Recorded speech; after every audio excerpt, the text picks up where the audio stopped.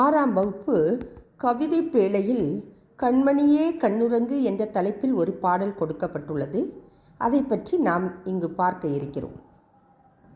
பாடல்கள் மனதிற்கு அமைதியையும் மகிழ்ச்சியையும் தருபவை. பாடலை பாடினாலும் மகிழ்ச்சி, கேட்டாலும் மகிழ்ச்சி.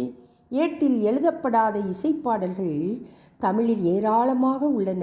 தமிழரின் பிறப்பு முதல் இறப்பு வரை ஒவ்வொரு நிகழ்விலும் பாடல்கள் முதன்மையான இடத்தை பெறுகின்றன.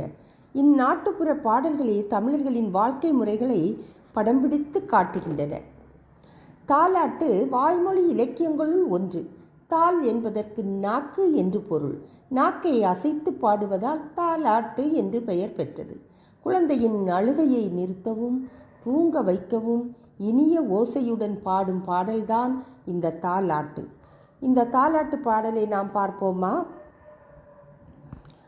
ஆராரோ ஆரிராரோ ஆராரோ ஆரிராரோ, நந்தவனோ கண் திறந்து நற்றமிழ் பூ எடுத்து பண்ணோடு பாட்டிசைத்து பார்ப்போற்ற வந்தாயோ. தந்தத்திலே தொட்டில் கட்டி தங்கத்திலே பூ இழைத்து செல்லமாய் வந்துதித்த சேர நாட்டு முத்தேனோம். வாழையிலை பரப்பி வந்தாரை கையமர்த்தி சுவையான விருந்து வைக்கும் சோழ நாட்டு முக்கனியோ.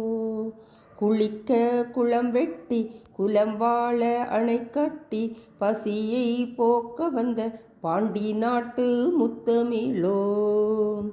கண்ணே கண்மணியே கண்ணூரங்கு கண்ணூரங்கு, கண்ணே கண்மணியே கண்ணூரங்கு கண்ணூரங்கு.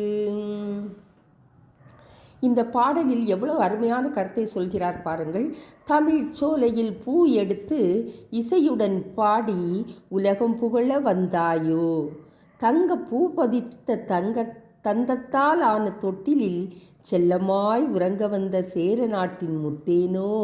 இல்லம் வந்தவரை இன்முகத்தோடு வரவேற்று அறுசுவை உணவளிக்கும் சோழ நாட்டின் முக்கனியோ. குளம்பெட்டி அணைகட்டி குடிமக்களின் பசியை போக்கும் பாண்டி நாட்டின் முத்தமிழோ.